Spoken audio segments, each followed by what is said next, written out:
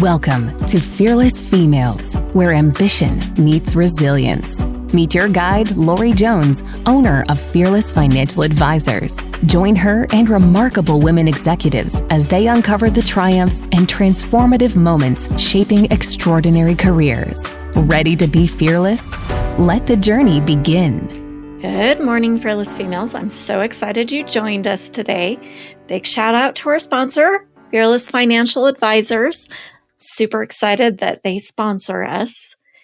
So today I'm really excited for the episode because we are diving into one of my absolute favorite topics, mentorship, leadership, and making sure that next generation of powerhouse women is ready to take on the world.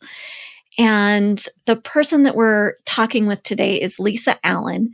She's built an incredible career, and not just for herself, but by investing in the success of others.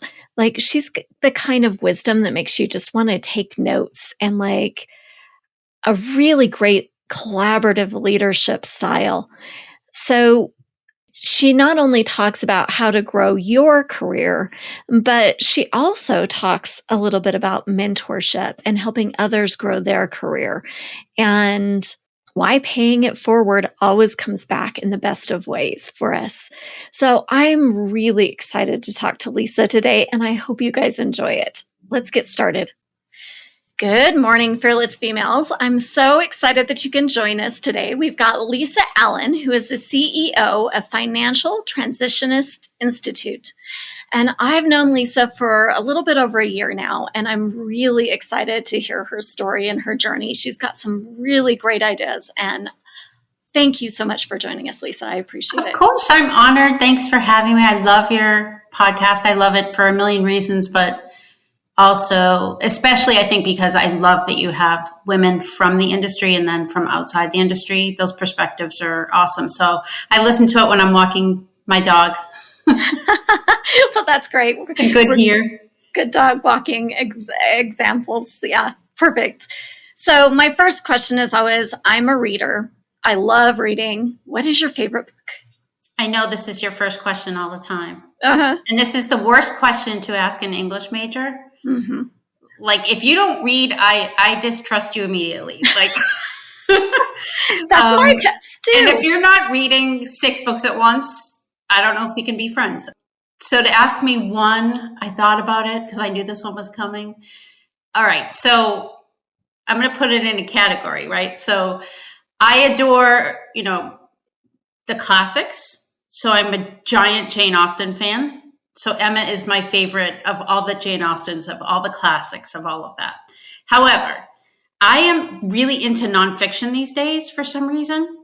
So non-industry nonfiction, I'm going to go with either, there's a biography of Jimmy Carter called His Very Best. Oh. And kind of timely this year because of Jimmy Carter. But regardless of politics and everything, is he a good president or not? I don't know. But what a good man, what a good human. And so it's a big fat book. So if you're interested in that one, it's a great one. And then one I think that's super timely for us right now is a book called Factfulness. And I would say of all the books that have impacted me in a way that it changes how I think and how I look at things, that's the one. And this one I feel like is super important to us right now because, just the onslaught of news that we can't figure out if it's true or false, or just for a myriad of reasons. And just kind of everything feels a little bit, I don't know, like negative right now. Factfulness is a book that teaches you how to look at things, not only from a higher level perspective, but also to question the things you hear, and it trains your brain. So it's a really cool book for right now. I think it's like a hopeful book, which I think we all need. Yeah. I could go on. Let's do a whole podcast just on books. I know. I'm with you. I am the same way. I love reading. I love people who read. I have a whole stack of books. And I actually did read Factfulness. That's the one that kind of goes through and talks about how much better off we are now using facts than we were, huh? Yes. Yeah. And it teaches you to think about things like you think, oh gosh, nothing has ever been this crazy. Yeah. Or you back up and, you don't feel so despairing, because things actually over time, humanity has actually done so much better over time if you just back up a little bit. So love that one, especially for today. Needed for today. Yeah, I did too. I thought that was great. And I thought that it was actually one of my favorites a year or so ago when I read it. So I love that. Great gift book. Gift it to all your friends. Yeah. Yeah, that is a really good idea. I was actually going to gift it to someone. So that's everybody I give it to adores it. They're like, so yeah, it's a great book. And it's got a really fun quiz at the beginning that I failed miserably. So I failed it too. I was horrified. I was like, this seems like I should know the answers to these questions. Just goes to show you though, right? Yeah. So tell me a little bit about your journey, Lisa. Tell me how you got started. Like, where did you get where you're at today, and what do you do today? Just talk to me a little bit about you. Yeah. So I think everybody I know, every single person doesn't say like, well, I went to school knowing I was going to be in finance. No. So my falling into it story, everyone's got a falling into it story, right? Was that I graduated college. I was going to be, I thought, like a really famous editor. I was going to edit magazines, preferably Vogue, and live in New York.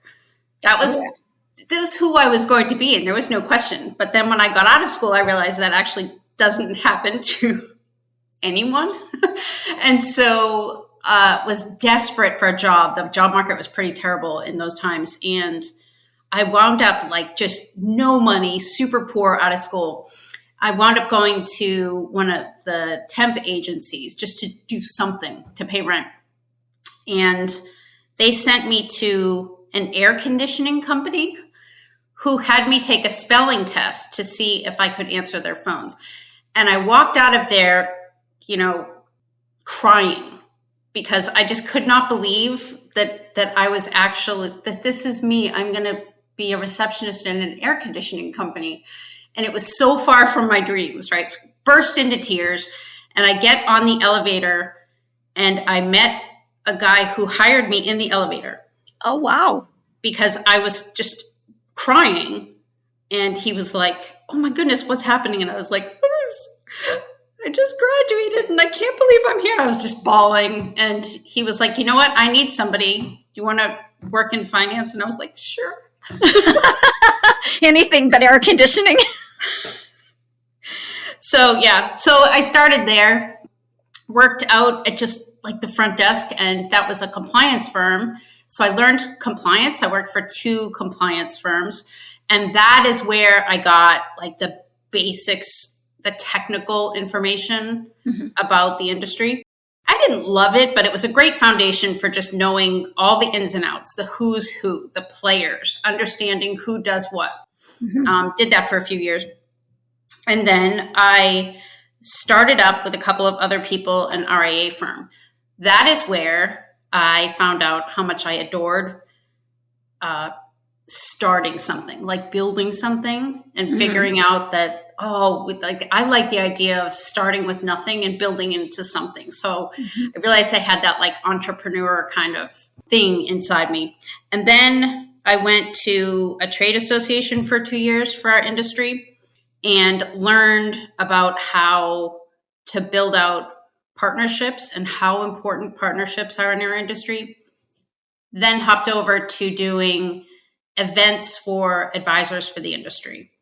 And that is where I learned about community and how important community was. And now I feel like I'm taking all of that, like the technical, the partnerships, community, marketing, sales, all of it. And I really feel like I'm at kind of the summit of my career.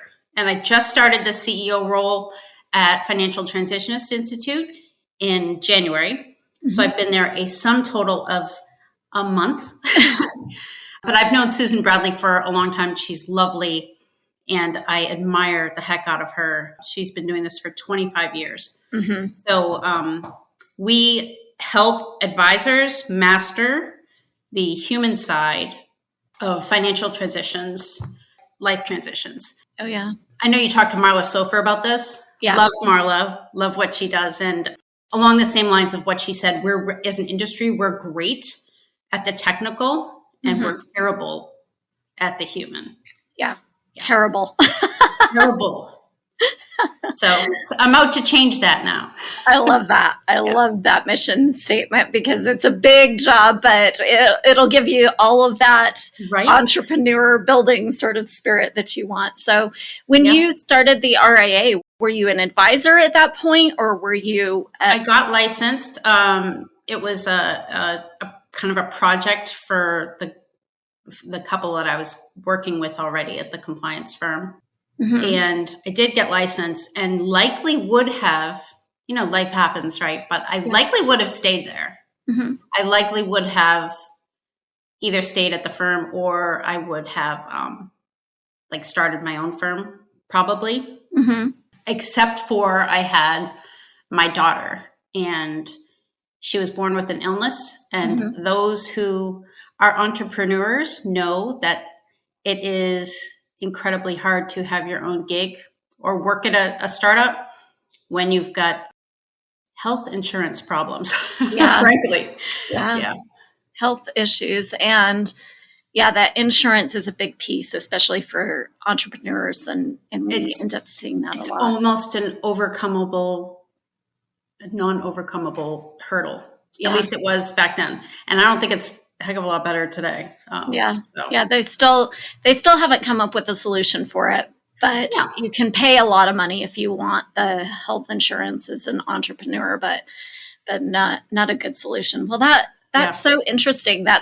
I think it's funny, not funny, but that you were dropped into finance because you were not going to the not going to air conditioning. Yeah. Yeah. That's funny. Yeah. I was a history major, but I do have an intern that came in knowing at age 18 that she wanted to do finance. But that's so rare. At least in my experience, that is so rare. No one. I never meet people who are, I grew up wanting to be in finance. Yeah. So tell me, Lisa, what's the best investment you've made in yourself? Is there something that you can kind of look back on and you're like, oh my goodness, I'm so glad I did that. It made all the difference in my life and my career. I have to say for sure. I mean, I've done a lot flipping between a couple of things, but I think the very best investment has been in my health, my mental health, my physical health, my spiritual health. And when I say spiritual health, I don't mean religion. I'm kind of in a weird midlife thing where I'm grappling with all that. But I mean spiritual health in the sense that I'm looking for purpose and those sorts of things. And found myself experiencing actual burnout. So kind of here comes my soapbox about burnout. So burnout is not stress. Everyone listening, there's a difference between burnout and stress. And I experienced actual burnout. And when you experience that, it's a life-altering experience. And for sure, it was for me. So I had a moment where my lovely husband gave me an ultimatum. Okay. And said, this is it. The work is he said, you're going to be one of those women that has a heart attack at 50. Yeah. I was working just 70, 80 hours a week. I was living on coffee in the morning and wine at night. Yeah. And it was bad. And thankfully, my husband gave me that ultimatum. That was kind of the pivotal moment. And it really did just sort of change my perspective on everything. Everything from where I worked physically, I live at the beach now, to how I think about everything in terms of my values and focusing on myself and having really strict boundaries for myself. Well, let's talk about that a minute, because I am always so interested in the idea of burnout because, as women, we take on more and more and more. Yep. Did you see it coming, or literally was your husband? That's the thing about burnout. Don't even get this. We'll do a separate podcast on books and another one about burnout. Yeah. So the dangerous thing about burnout is that when you're actually in burnout, real actual burnout, you don't know you're in burnout. It's sort of this numbing, and it's not denial because you understand like you're exhausted and you can't think straight and all the things. But all of a sudden you're just completely numbed to everything. So it's very hard to explain. But to me, I always say when I'm talking to people about this, that you know how very often when they're talking about mental health and the experts will say depression, people don't necessarily feel like sad.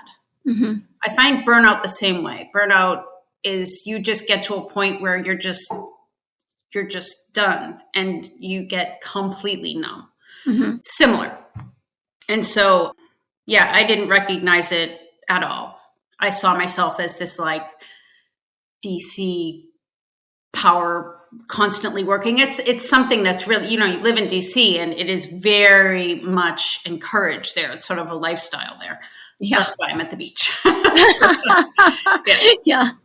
Yeah. What about, is there a way to tell the difference between just exhaustion, which happens, and burnout? Is there a way to see that? Or do you have to like and tell your husband what the things are and make sure that he sees it? Yeah, I think that there's certainly very specific things that I saw. Obviously, I've been in finance. We all are, and so you recognize stress.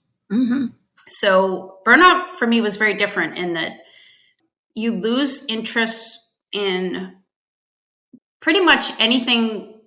For me, it was pretty much anything that had to do with work. So I became unlike myself. I would say that's the biggest thing is I didn't recognize myself. It was a very odd time, and it just probably went on for a couple of years, but the way that I interacted with people would not be my normal self. I was so burnt out and tired. And, I was dealing, and it wasn't just work. I was dealing with raising a daughter with an illness at the same time. I had to homeschool her while I was working full time at a pretty intense job, all of it together. It just shut me down. And so I would say I didn't feel like I could really get super happy about anything, and I wasn't super sad about anything, and I didn't really care about things. And I'm not someone who doesn't care about things. I very much throw myself into work and get very almost to a point of problematic attached to my work. Yeah. It all just disconnected. And it was very it's a dark place. And so I encourage everyone to be very careful when you're a woman because I'm pretty passionate about this subject. It's very hard.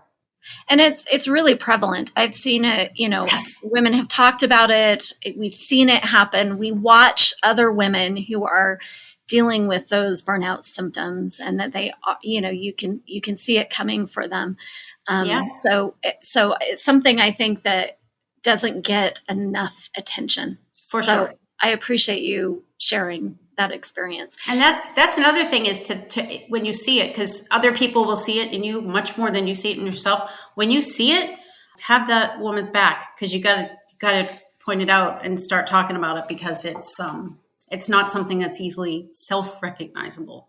Yeah, for sure. So, Lisa, what is the worst advice you were ever given? Were you ever given some really bad advice, and did you take it? Did you not?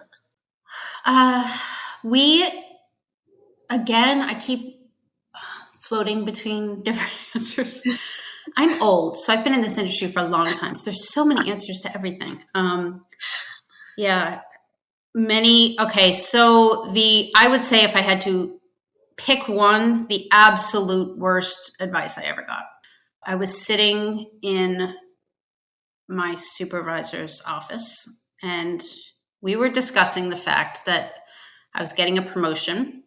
And they were concerned about me because I wanted everybody in the office to like each other. And I wanted the environment to be good. And I wanted everyone to get along. And I was told two things. Firstly, employees are tools in a toolbox. And when an employee gets dull, throw it out and get a new tool. Don't bother sharpening. That was the first part. And part two was, watch me when I walk around the office. because people actually shrink in their seats. And a little fear is a good thing. And I will never, ever forget that moment, because this was someone who I looked up to.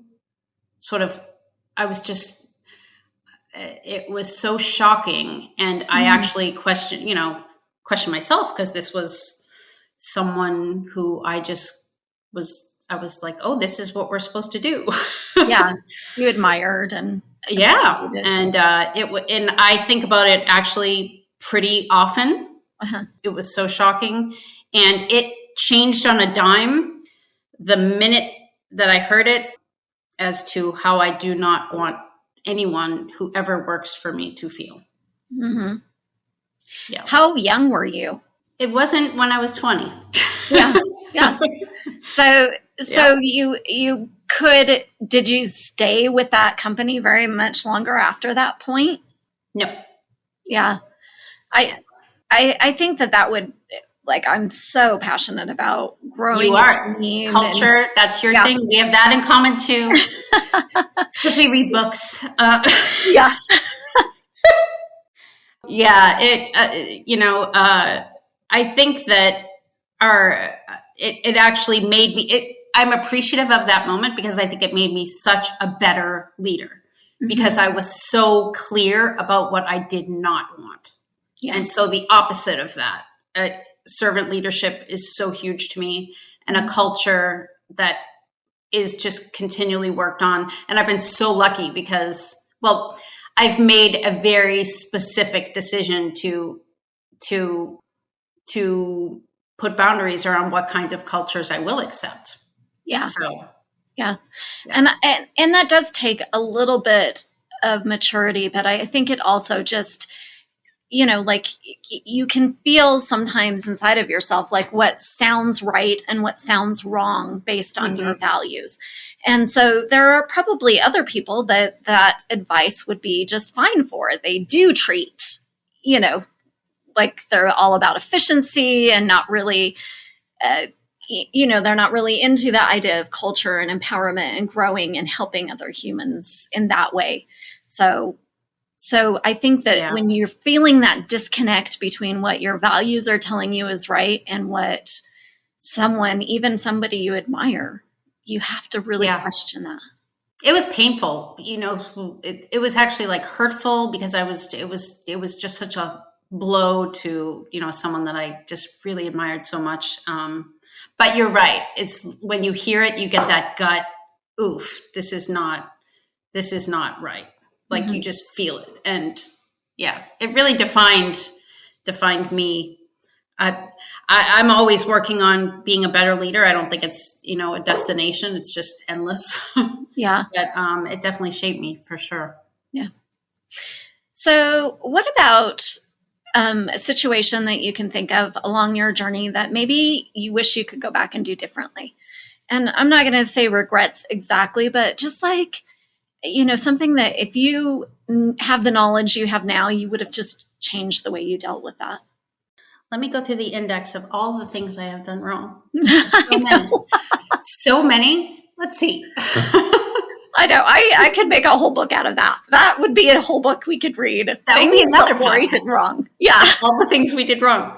I think I'm trying to think of things that I think, there's things that you think about often, even though they were a long time ago. Yeah. This is a similar situation. So I had someone on my team who was a really young woman. She had just graduated from college. And when I say just, I think we were the first place she worked. Uh-huh. She was I adored her, and she was excellent. And I was so excited about her being there, partially because she had great skills. But more than that, it was like, I loved the freshness that she brought to the office. I loved the perspective she brought to the office. I loved the energy she brought to the office. I loved everything about her. Mm-hmm. And I remember we were at a conference once, and I was trying to take her around to introduce her. We were at a women's cocktail hour. So the attendees at the conference who were women went to this cocktail hour so she could network with the other women who were at the event. And I was taking her around, introducing her to everyone because I wanted her to, get in the industry and meet people. And I introduced her once, and I don't even remember this. I only know because she told me after. When I introduced her, I said, "This is Danielle," her true name, because, hey, Danielle, if you're out there, this is Danielle. She's like a mini me. And I don't remember introducing her like that, but my intent when I said it was, I see myself in her when I just got out of school.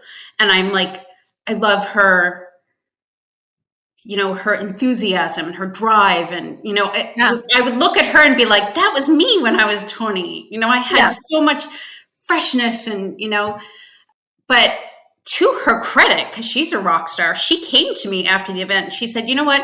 Can you not introduce me like that? Like, I don't want to be a mini you. I want to be me." And I was like, first of all, go girl. Like, she's like 23. Yeah. I was like, good for you. And I was like, just so you know, that didn't come out how I meant it.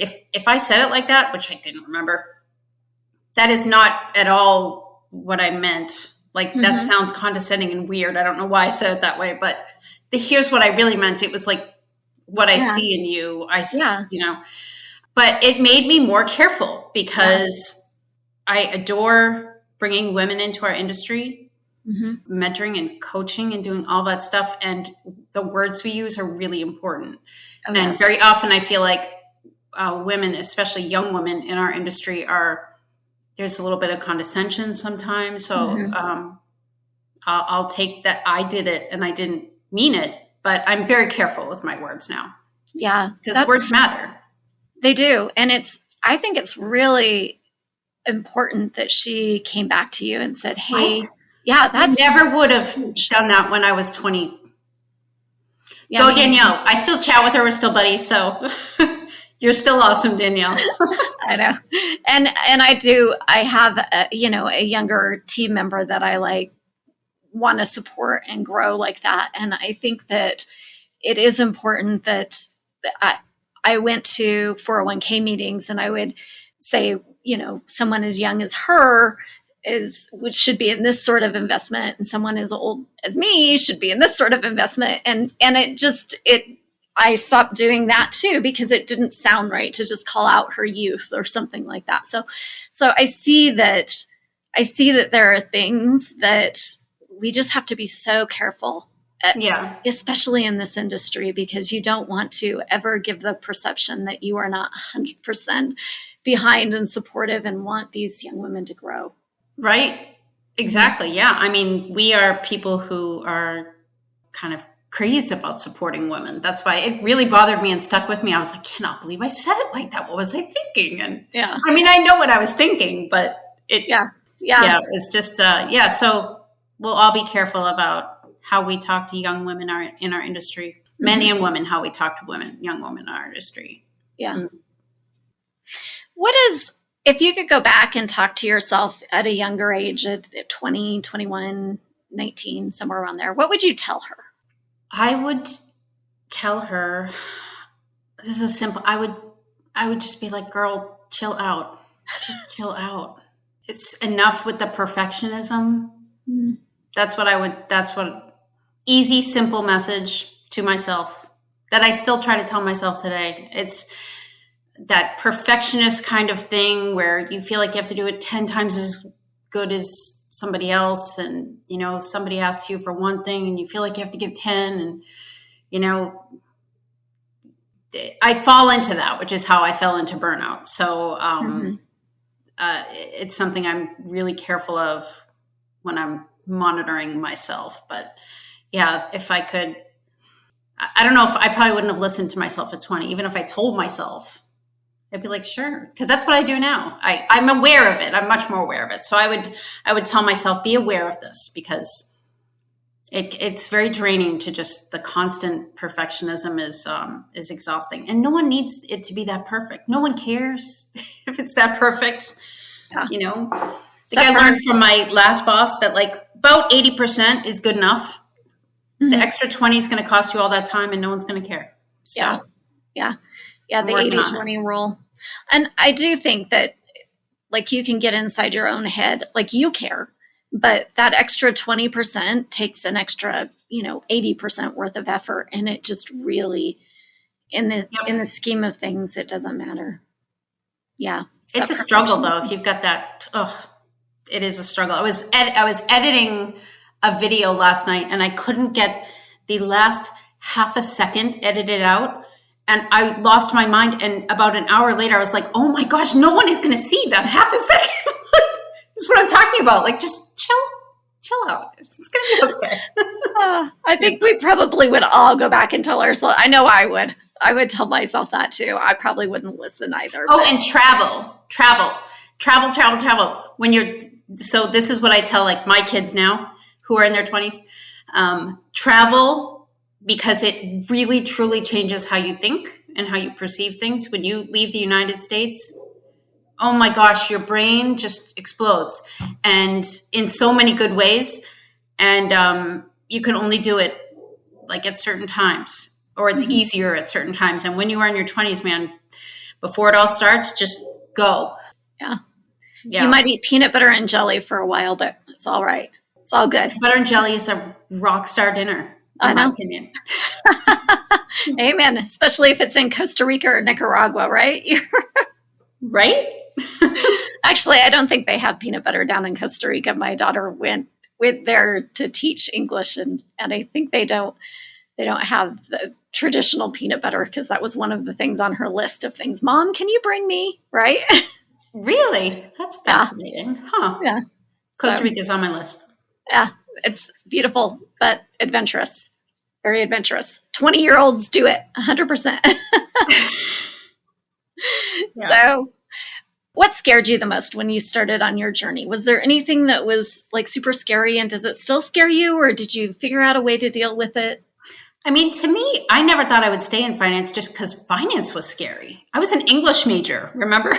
Yeah. If anyone told me you're going to spend your career working in finance, I would have said, you're talking about the wrong person. I thought, I would wind up in the academia or something, numbers, not my thing.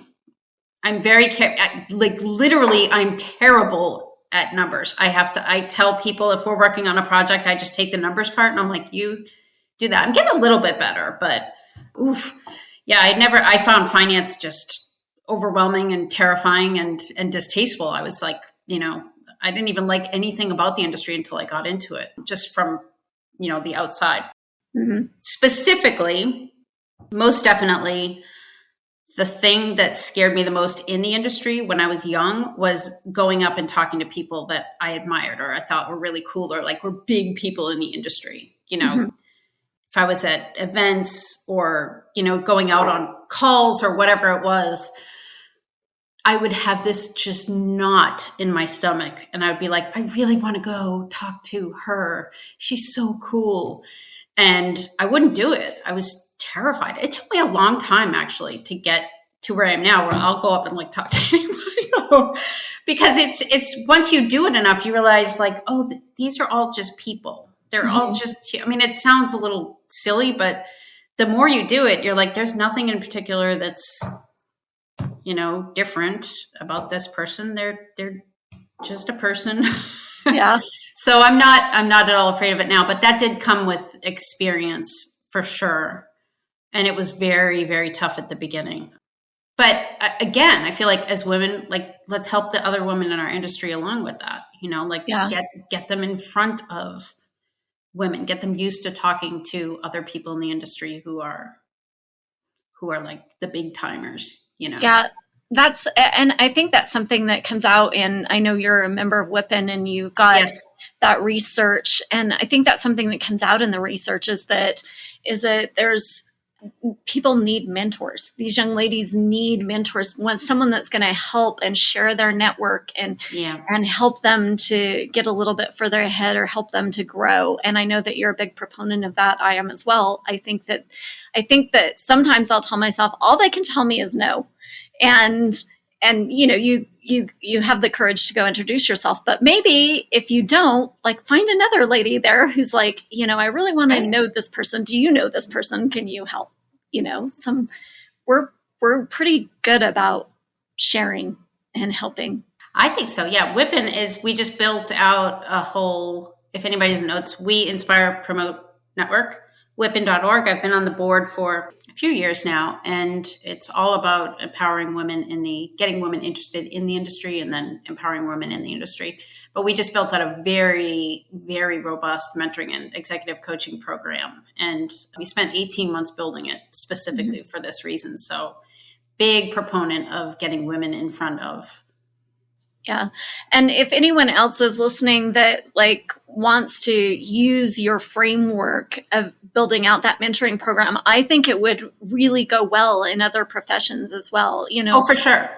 Aerospace, anything like that. It's not specific at all to the finance industry. And in fact, when we built it, the research we did was on the components of it. The research we did was in the industry, looking at programs, but also outside the industry. So it's a mix of programs from both.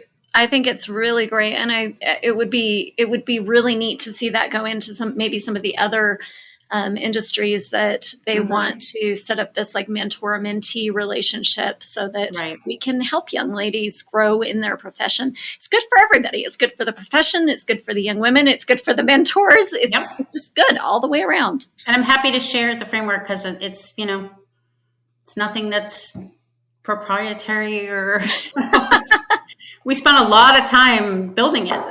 We're really, really proud of it. I would love for people to copy it. Copy away. Contact me and I'll give it to you. Yeah. What about any unique challenges you faced during your journey because you were a woman? The fact we're asking this to women in finance is just... Yeah, all of those. And what specifically? So I am going to repeat what Marla Silfer said on your podcast.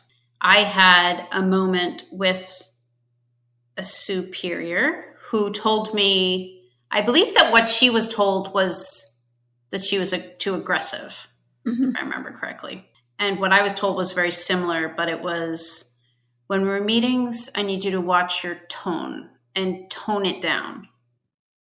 And again, something that has stayed with me since that day, and that was a long time ago, that I think about often. And I would say that was one of the most traumatic moments of my career, which sounds crazy. But when you think you're doing this great job and you're going in and you're just, trying to get work done and you're, being professional and you're at the table, you've got a seat at the table, you've, reached the C-suite and you're doing your thing. And then to be told, watch your tone, it was traumatic. It really was.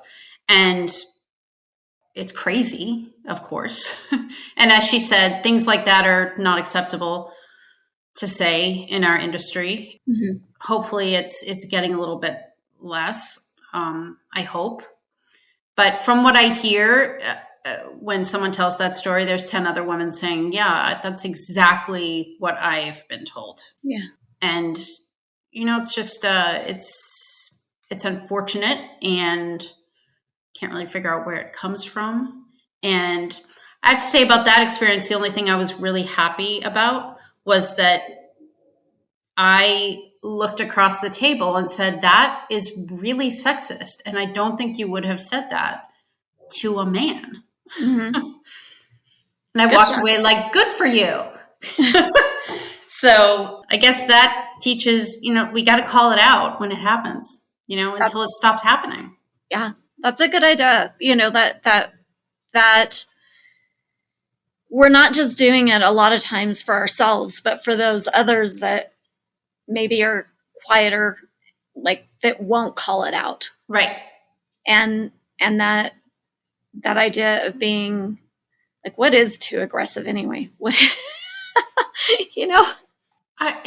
again, I try to, when those things happen, and it happens so often and you hear it so often, and, I don't know about you, but I'm constantly on all these I'm not rolling my eyes at the fact they exist. I'm rolling my eyes at the fact they have to exist is, just happened last week. I was chatting on LinkedIn with another woman in the industry who's going through some issues with this kind of stuff with, just sexism and ridiculousness. And all of it happens in this, in texts and chats, like behind LinkedIn, behind X, and, group texts between women who are talking to each other. And I understand why women don't call it out when they're younger, because it feels like a luxury to be able to call it out, because the clapback is pretty real. And, but I'm not there.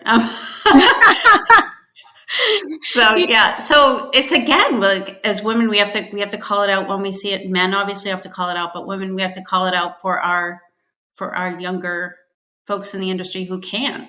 Yeah. Legitimately can't. I agree with them. It would be really a difficult thing for them to do. Yeah. Yeah, it is. Lisa, what is the thing you are the most proud of? I would say my daughter, for sure. I want to say my kids, because I'm proud of all my kids. I've got 3 kids. I've got 2 boys and a daughter. My daughter's the oldest, and I have 2 younger sons. Proud of all of them. They're all doing great. I've raised pretty darn good humans. Pretty excited about that. Like, all flourishing out there. But my daughter was born with an illness, and she has an autoimmune disease. And I feel like it's been me and her kind of against the world. And it's a really difficult disease. And it's one of the ones that flares and goes, in and out. It's chronic. It's incurable. But she and I kind of have this thing where it was not going to stop her. So she has more tenacity than anyone I have ever known in my life. And I remember just being blown away when she was a kid, because it comes with an awful lot of pain, and just being blown away at her ability to take that much and just keep being resilient, So I feel like she's taught me so much. But also, she and I have, since she was, in grade school, she was diagnosed when she was 9.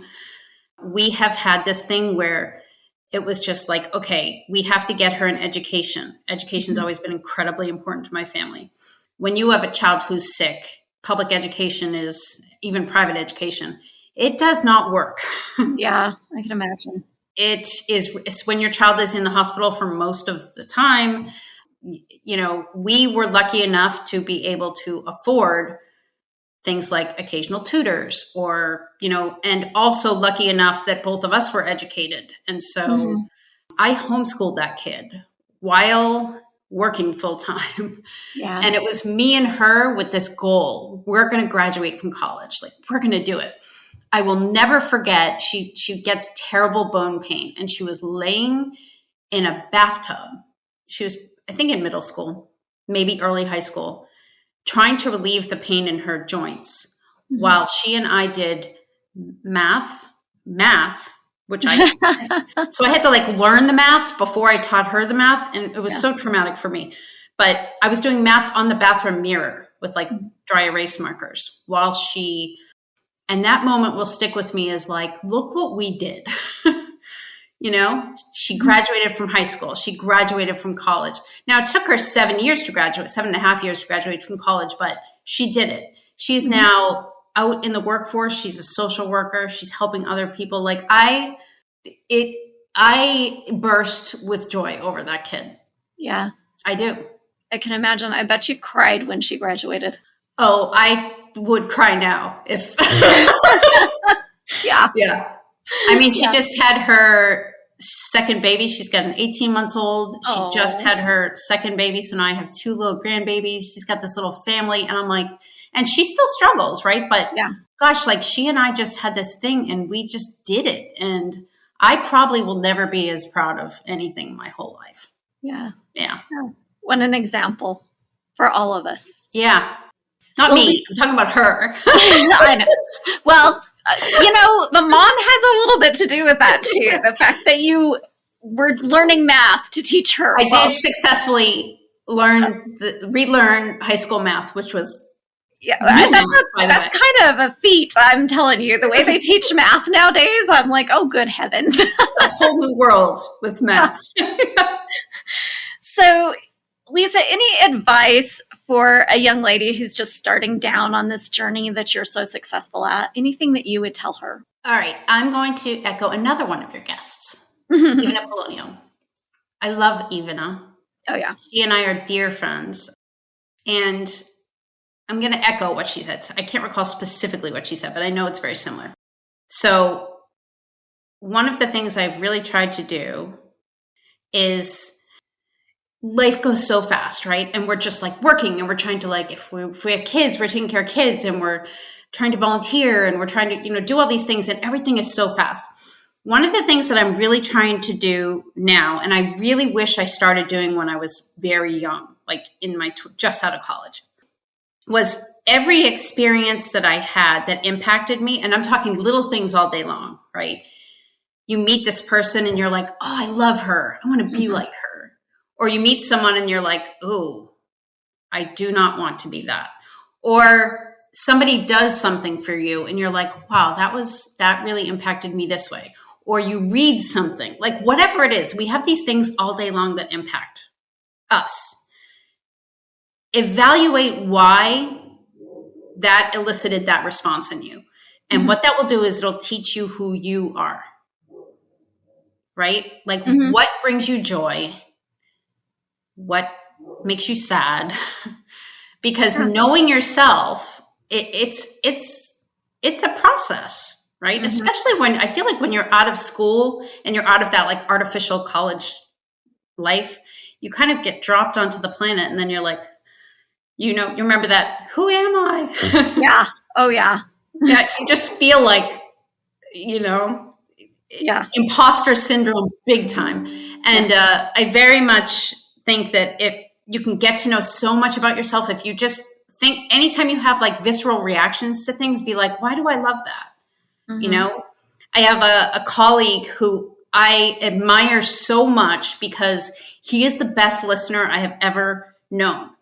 And he will remember things about conversations with people. And anytime he does that, I'm always amazed. Yeah.